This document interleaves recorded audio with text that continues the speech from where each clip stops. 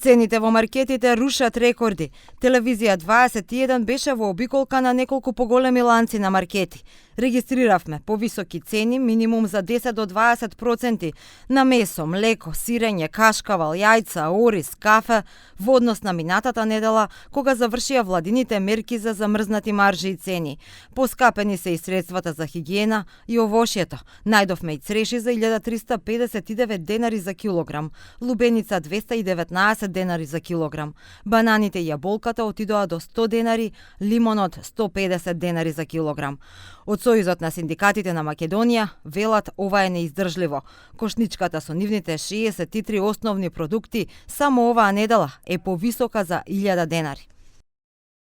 Вредноста на синдикалната минимална кошница после неколку денови од истекот на мерката е зголемена за некаде околу 1000 денари, што ни зборува дека доколку овие 63 основни прехранбени производи за само неколку денови имаат промена на цените, зборуваме за промена на цените помеѓу 20, 30, 50 и 70 денари, што останува за сите други производи.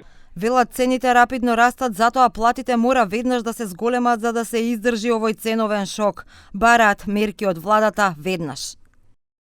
Цело време континуирано зборуваме дека трговците не се фер и дека го изигруваат секој момент кога нема мерки на сила за да ги потрошат и така ниските работнички плати.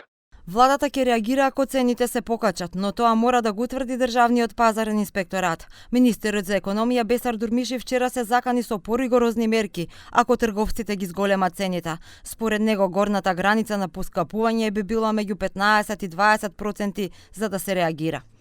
Ако оди покачување на цената, да речеме 10%, 15, 20% покачување на цената на одредени производи, и ако ова се утврди од Државен пазарен инспекторијат, значи во писмена форма не известуваат, ние имаме сектор внатре што прави анализи врз податоците што ги зема од ДПИ и врз основна тие анализи, врз основна тие податоци што ги земеме, ќе донесеме, пак кажувам, поригорозни мерки. Владата, иако најави за април, уште не објави колку тежи просечната потрошувачка кошничка која мерат неколку државни институции. За сега само се знае дека се крати еден член, па ќе се мери на 3 члено наместо на 4 члено домаќинство.